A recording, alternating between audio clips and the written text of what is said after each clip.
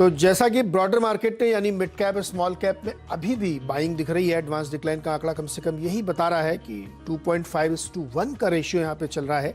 लेकिन heavy weight जैसा हमने कहा कि एचडीएफसी ट्विंस, इन्फोसिस, ये सब प्रेशर बना रहे हैं।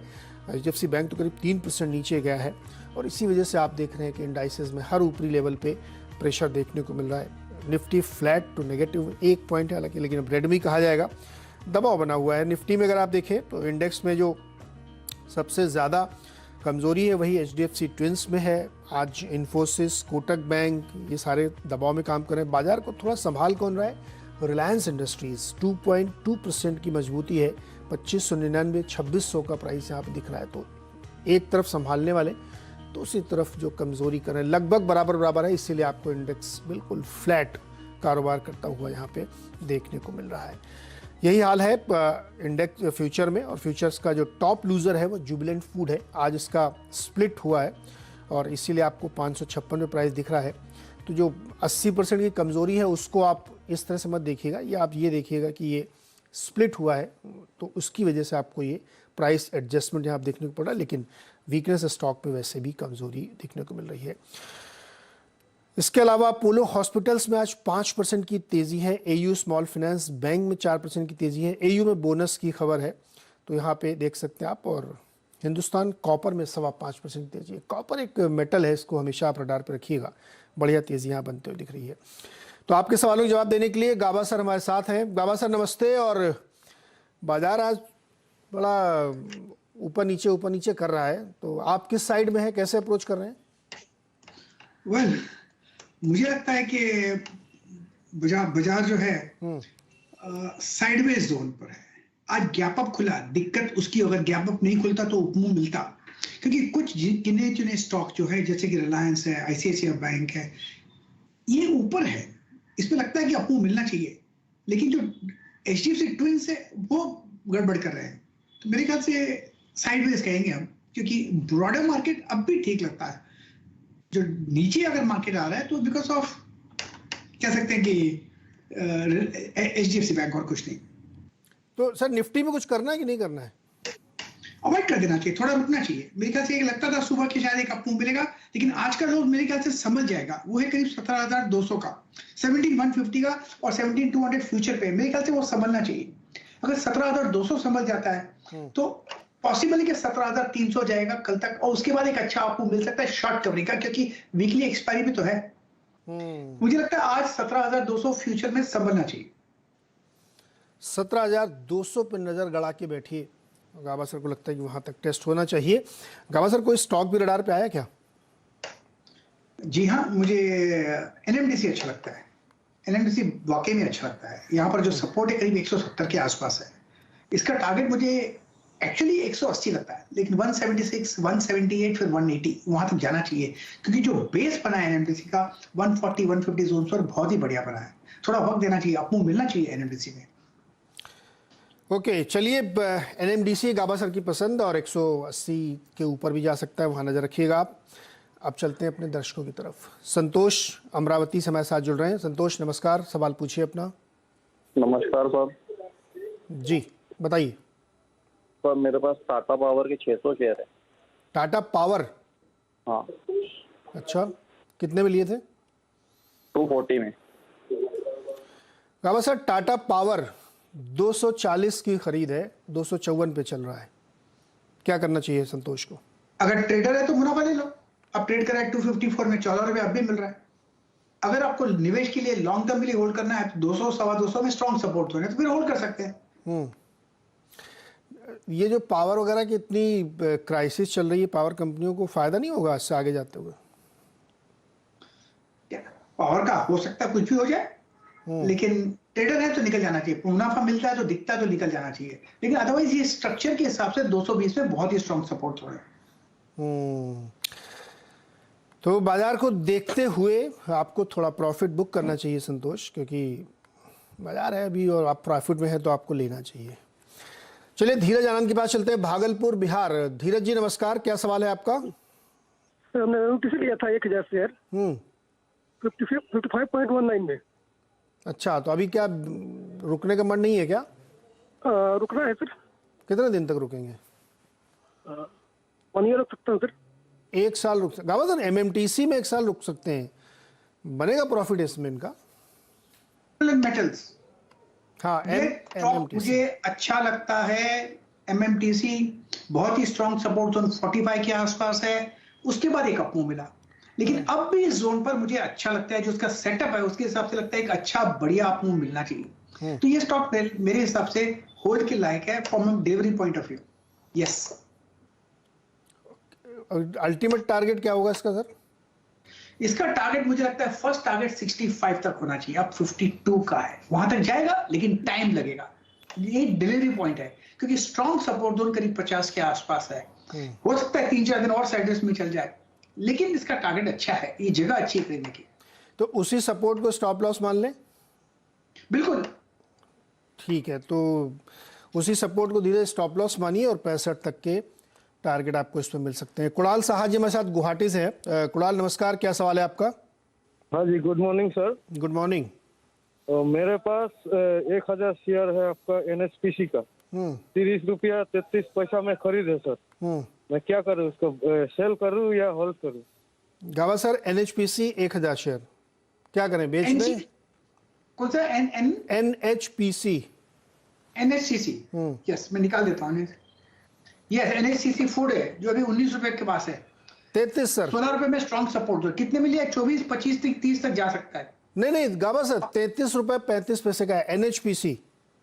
NHPC, okay. हाँ, एनएचपीसी, एनएचपीसी मैं वो निकाल देता हूँ। हाँ, ये एनएचपीसी में एक स्लो मूवर होता है। 28-30 में स्ट्रॉन्ग सपोर्ट जोन है, होल्ड कर सकते हैं। 36 to 40 जोन से वहां तक जा सकता है, लेकिन उससे वक्त लगेगा। लेकिन यस, बाय मोड पर है। बाई मोड पर है, 30-33 का खरीद है, अभी 10% का मुनाफा है, तो रुक सकते हैं तो ऊपर मिल सकता है टारगेट, अदरवाइज आप प्रॉफिट भी बुक कर सकते हैं इसमें। राजीव है दिल्ली से। राजीव जी पूछिए, क्या सवाल है आपका? मेरे पास में रामा स्टील है, 500 शेयर 338 रुपए के हिसाब से मैंने लिया हुआ है। उसका मुझे जानना है कि आगे का क्या स्कोप है। सर 338 पे इन्होंने खरीदा था रामा स्टील और 500 शेयर है इनके पास, अभी तो अच्छा मुनाफा हो रहा है इनका, करीब 75 रुपए पर शेयर का। क्या करना चाहिए इनको? देखिए, ऐसा है कि इस स्टॉक में मैंने पिछले जब चार्ट देखता हूं तो चार्ट स्ट्रक्चर पॉजिटिव है, लेकिन कुछ 2-4-6 महीने पहले सर्किट्स देखे हैं मैंने। Circuits on the way up, circuits on the way down. जब ऐसे सर्किट नजर आते हैं तो मैं नॉर्मली उस स्टॉक से दूर रहता हूं। अब इनको मुनाफा भी मिल रहा है, निकल जाइए, क्योंकि जब लोअर सर्किट्स मिलेंगे तो आप बेच नहीं पाओगे, और जब अपर सर्किट लगेंगे तो आप खरीद नहीं पाओगे। इसलिए जब अच्छा मिल रहा है दाम, निकल जाइए। तो इसमें प्रॉफिट बुक कर लीजिए।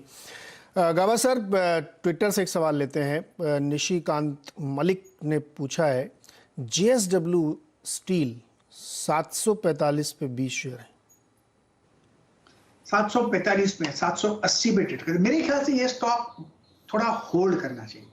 मुझे इसका लार्जर टर्म टाइम स्ट्रक्चर बढ़िया लगता है। जो करेक्शन था, करेक्शन खत्म हुआ। 2 महीने से हम अपमूव देख रहे हैं, मार्च और अप्रैल में। मेरे ख्याल से ये स्टॉक होल्ड करना चाहिए। अगर इनको अब स्टॉप चाहिए तो 735 का लगाइए। ये स्टॉक में हायर जोन देखेंगे, होल्ड कीजिए, बढ़िया स्टॉक लगता है चार्टिकली। अच्छा, इनका एक और सवाल सर, नाल्को 121 पे 200 शेयर ले रखे हैं। नाल्को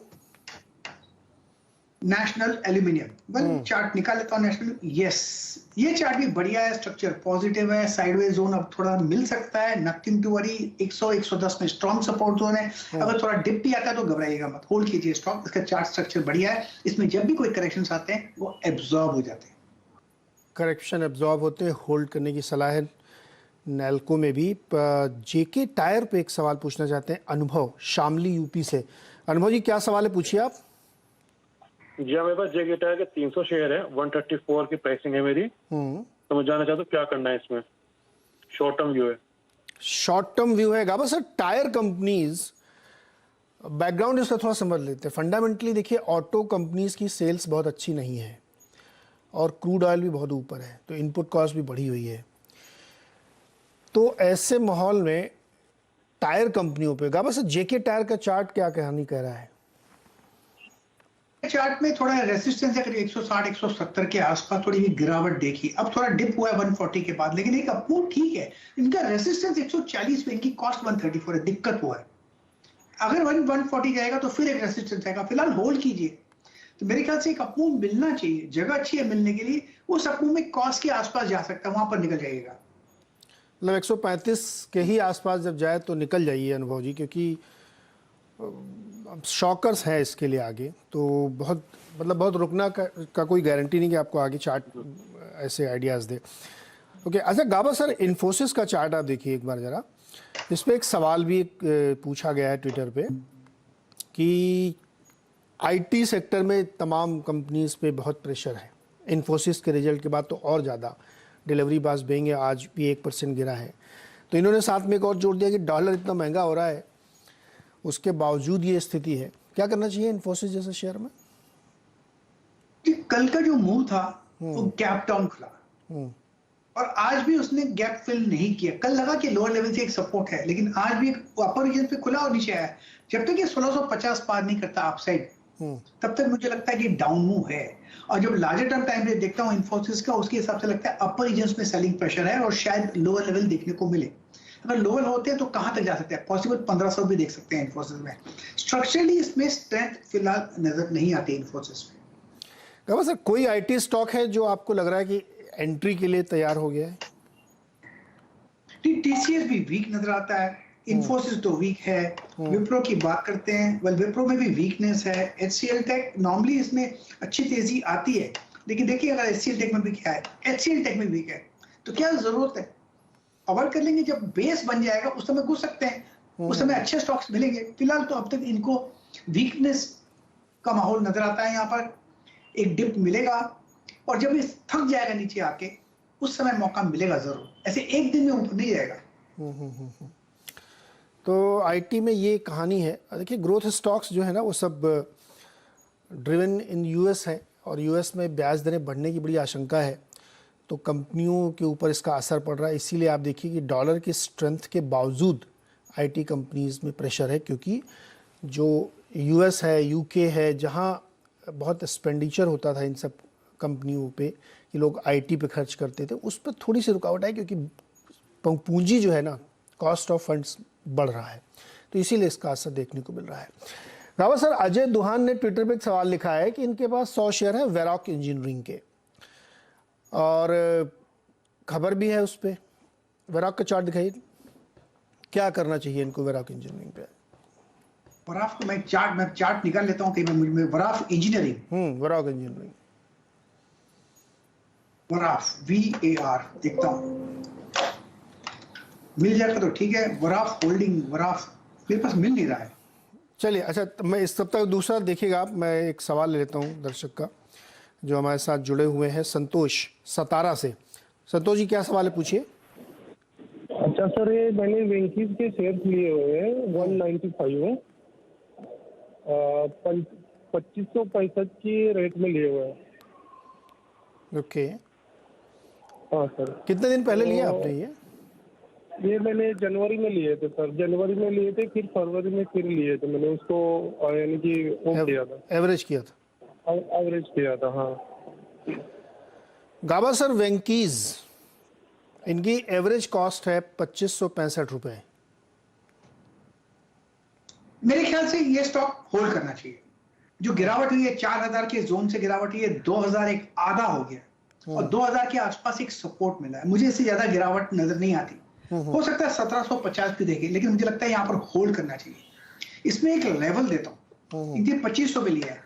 एक बार ये 2500 पार कर लेगा तो इसमें अच्छी तेजी आएगी। इनको तब लगेगा कि 2500 आ गया, मेरा कॉस्ट निकल रहा है तो मैं निकल जाता हूँ, तब इनको निकलना नहीं है, होल्ड करना है। क्योंकि एक बार 25 पार कर लेगा तो 2700 और 2800 और 3000 भी देखेंगे। तो मेरे ख्याल से ये स्टॉक होल्ड करना चाहिए। इस जैसे नीचे आ रहा है उसके हिसाब से लगता है कि नीचे आते आते थक रहा है, तो पॉसिबल है कि यहाँ से एक बाउंस मिले। पॉसिबल है यहाँ से बाउंस मिले। गावा सर, बिरला सॉफ्ट का चार्ट खोलिए आप। रमा रमन करके एक सवाल है, ट्विटर पे है, उन्होंने सवाल पूछा है। बिरला सॉफ्ट का चार्ट एक साल का दिखाई डॉक्टर साहब। वो 449 पे इनकी खरीद है, 438, 75, 80 पे इस समय ट्रेड कर रहा है। कल ये स्टॉक जो है काफ़ी गिरा था, इन्फोसिस के बाद सेकंड बिगेस्ट लूजर था ये। बिरला सॉफ्ट में गाबा जी कुछ बनता है? 400 में सपोर्ट है और ये स्टॉक मेरे ख्याल से हमारे पूना के दोस्त को बहुत अच्छा लगता है। राजेश सतपुते को।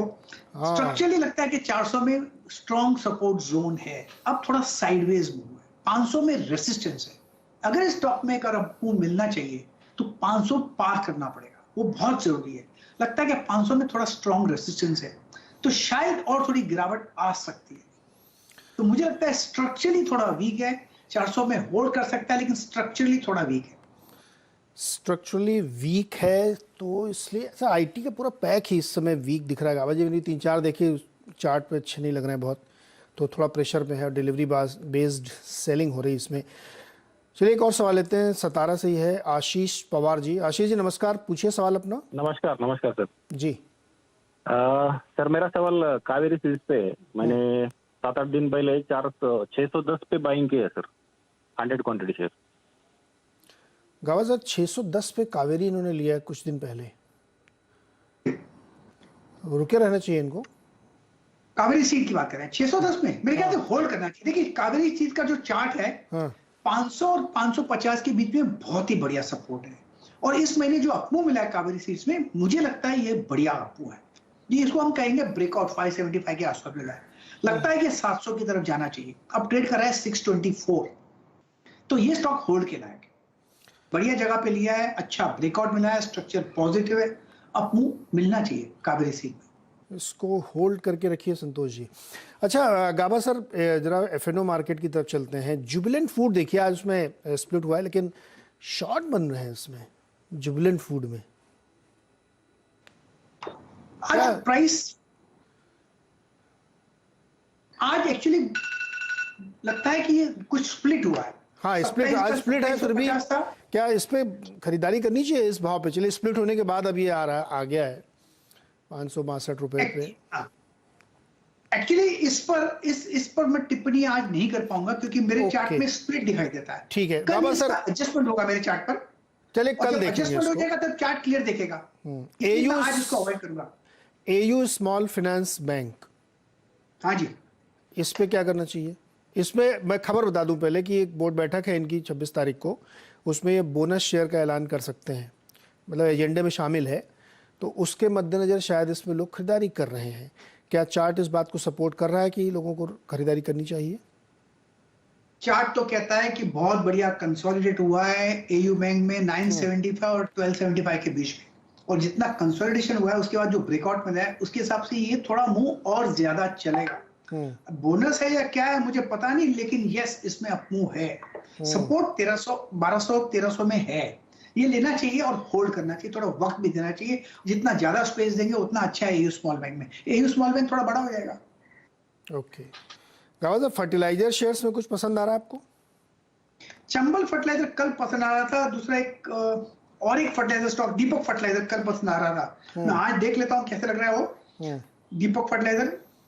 यस, ये दीपक फर्टिलाइजर भी अच्छा लगता है, मुझे लगता है वो कल 700 का टारगेट था वो अचीव हो चुका। 720 730 का भी टारगेट पॉसिबल है दीपक फर्टिलाइजर में। यस, अपमूव ऑन है।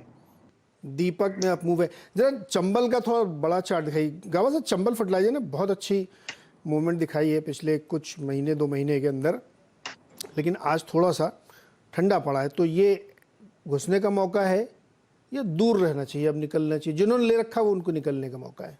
मेरे ख्याल से होल्ड करना चाहिए। चंबल फर्टिलाइजर का जो चार्ट बना है, जो कल का जो मूव था बढ़िया था। आज लगता है सुस्ती है क्योंकि प्रॉफिट बुकिंग आ रही है। ये सुस्ती है, वीकनेस नहीं है। तो चंबल फर्टिलाइजर भी अच्छा लगता है, दीपक और चंबल दोनों ही अच्छे लगते हैं। ओके, एक महीने में 16% का गेन है और अभी भी इसमें दमखम बाकी है, तो यहाँ पे आप इसको देख सकते हैं, इसको बना सकते हैं। गावा सर एक स्टॉक और है NIIT, 620 रुपए का प्राइस है। क्या कुछ इसमें करने के लिए है? प्रॉफिट बुकिंग हो सकती है तो ठीक है, स्ट्रक्चर पॉजिटिव है। जिन्होंने खरीदा है शायद वहां पर थोड़ी प्रॉफिट बुकिंग कर सकते हैं। थोड़ा साइडवेज मूव मिल सकता है, साइडवेज मूव मिल सकता है, वीकनेस नहीं मैं कहूंगा, साइडवेज मूव मिल सकता है। तो लेकिन प्रॉफिट बुकिंग करना चाहे तो कर सकते हैं, लेकिन स्ट्रक्चर पॉजिटिव है। फिर एक 500 सवा 500 के करीब मिल जाता तो फिर खरीदिए अगर ट्रेड करना है, अदरवाइज होल्ड। Otherwise hold. अच्छा MRPL का चार्ट दिखाइए गावा सर। इसका चार्ट आप भी खोलिए। पिछले 1 घंटे में बड़ी तेजी इसमें बनी है MRPL में, और ये देखिए आप क्या ज़बरदस्त तेजी है, 16% ऊपर है ये। पिछले 1 घंटे में 8% की तेज़ी इसमें बनी है। इसमें चूंकि ये रिफाइनर हैं और इनको जो है बड़ा फ़ायदा हुआ होगा जब पेट्रोल डीजल के दाम नहीं बढ़ रहे थे, फिर भी क्योंकि इनका काम रिटेलिंग नहीं है, इनका काम है बल्क में दे देना, उसके बाद रिटेलर किस भाव में बेचता है ये इनका हेडेक नहीं है, तो इनको रिफाइनिंग प्रोडक्ट का अच्छा गेन हुआ होगा। लेकिन क्या 61 रुपये 20 पैसे पे आज इसमें कोई मौका है गाबा सर? लेना चाहिए। इसका जो चार्ट स्ट्रक्चर है एमआरपीएल का बढ़िया है, बहुत अच्छा कंसोलिडेशन हुआ 40 और 55 के बीच में, उसके बाद ब्रेकआउट मिले और आज का ब्रेकआउट भी बढ़िया है। हो सकता है आज के ब्रेकआउट के कल थोड़ा साइडवेज मूव मिले, लेकिन आज और कल में नहीं देखना चाहिए, आज और नेक्स्ट वीक और नेक्स्ट मंथ देखना चाहिए। मुझे एमआरपीएल अच्छा लगता है फ्रॉम मीडियम टर्म पर्सपेक्टिव। 45-50 में स्ट्रॉन्ग सपोर्ट, 50 में स्ट्रॉन्ग सपोर्ट है, उसी सपोर्ट को आप स्टॉप लॉस मानिएगा। गाबा सर एप्कोटेक्स इंडस्ट्रीज भी एक आप और खोलिए, 9% की तेज़ी है और पिछले 1 घंटे में 6% की तेज़ी आई है, यानी इसमें भी लोगों की दिलचस्पी काफ़ी बढ़ रही है। ये एक स्पेशलाइज्ड केमिकल कंपनी है, बहुत ही शानदार मैनेजमेंट है। ये देखिए जो आखिरी के 1 घंटे में, आधे घंटे में कह लीजिए आप, चार्ट बनता हुआ दिख रहा है, तेज़ी है। गाबा सर एप्कोटेक्स में क्या करना चाहिए? ऑल टाइम हाई पर चल रहा है ट्रेड, मतलब वो रेसिस्टेंस तो है नहीं, नॉर्मल टारगेट टेक्निकल टारगेट 500 होता है क्योंकि ये साइकोलॉजिकल है। स्ट्रक्चर पॉजिटिव है, बहुत बढ़िया ब्रेकआउट 400 हुआ है, अब ट्रेड कर रहा है 400 और 472 3 दिन में हुआ है, तो स्ट्रेच तो हो चुका है लेकिन अपसाइड फिर भी ऑन है। 440 का स्टॉप लगाकर चल सकते हैं, 500 का एक मेरे ख्याल से लक्ष्य होना चाहिए। ओके गाबा सर एक और सुपरस्टार स्टॉक है टाटा एलेक्सी, बहुत ही जबरदस्त रैली इसने दिखाई है और तीर्था दास ने सवाल इसीलिए पूछा है, 6100 पे इन्होंने खरीदा है टाटा एलेक्सी और इस वक्त है 7740 या अब 7740 पे ट्रेड कर रहा है, मुनाफा ले लेना चाहिए क्योंकि 6000 के आसपास फिर एक मौका मिल सकता है लेने का। स्ट्रक्चर पॉजिटिव है, करेक्टिव मोड पर है, अगर इनको ट्रेड करना है बताओ होल्ड कीजिए, लेकिन 6000 और 7700 में 1700 का फर्क है, ले लेना चाहिए, कम से कम आधा तो लेना चाहिए। नहीं, प्रॉफिट तो बुक करते रहना चाहिए। अगर आप ट्रेडर हैं तो आप प्रॉफिट लेते रहिए, आप उस पर इन्वेस्टर बन जाएंगे तो फिर तो मज़ा नहीं है, आप प्रॉफिट लेते रहिए। देखिए अभी ये गाबा सर कह रहे हैं फिर मौका मिलेगा, तो अभी आप चूँकि आपके उससे काफ़ी गेन है तो आप प्रॉफिट ले सकते हैं। गाबा सर एक सवाल और नितिन भाई बार बार पूछ रहे हैं, एनएलसी इंडस्ट्रीज़ 1000 शेयर 69 रुपये में इन्होंने लिए हैं। एलएनडी एनएलसी ये स्टॉक बढ़िया लगता है मुझे, ब्रेकआउट मिला करीब 65-68 जोन्स पर, अपमूव मिलना चाहिए, 70, 65, 68 में स्ट्रॉन्ग सपोर्ट जोन है, मेरे ख्याल से 80 तक जाना चाहिए, 80 के बाद हायर जोन देखेंगे, लेकिन स्ट्रक्चरली लगता है कि अपमूव मिलना चाहिए। तो नितिन भाई ध्यान रखिएगा 80 या 79 पे भी जाए तो आपके लिए प्रॉफिट बुक करने की एक मौका होगा, आप इसमें इस तरीके से ट्रेड बनाए। अगर आप ट्रेडर हैं तो क्योंकि मार्केट बहुत वोलेटाइल है तो इसलिए प्रॉफिट बीच बीच में लेते रहिए। गाबा सर बहुत बहुत शुक्रिया आप हमारे साथ जुड़ने के लिए, बहुत सारे दर्शकों की मदद करने के लिए। ब्रेक में जाने से पहले आपको रोज़ की तरफ फिर याद दिला दूं कि सीएनबीसी आवाज़ और एनएससी ने मिलकर इन्वेस्टर्स को जानकारी देने का, सचेत करने का एक फ़ैसला किया है कि जब भी आप इलेक्ट्रॉनिक कॉन्ट्रैक्ट नोट्स चुनें तो आप ये हमेशा ध्यान रखिए कि आपको अपना ईमेल आईडी और डिटेल्स के साथ ही ऑथराइजेशन लेटर भी ब्रोकर को देना पड़ेगा। कॉन्ट्रैक्ट नोट में जो भी डिटेल्स दिए गए हैं उसको पूरी तरीके से भरें। अगर किसी कॉलम को आपको नहीं भरना है तो या तो उसको क्रॉस कर दें या उसमें NA लिख दें, NA मतलब नॉट एप्लीकेबल। और किसी भी जो भी आपको मुद्दा है जो आपको नहीं आ रहा, डिस्प्यूट हो रहा, तो आप अपने नज़दीकी NSC इन्वेस्टर्स सेल से संपर्क करें और उनकी मदद आप ले सकते हैं। तो आज के लिए फ़िलहाल इस शो में ही इतना, और सुमित जी पहुंच चुके हैं, माइक अप हो रहे हैं। ब्रेक के बाद खिलाड़ी नंबर 1 सुमित के साथ।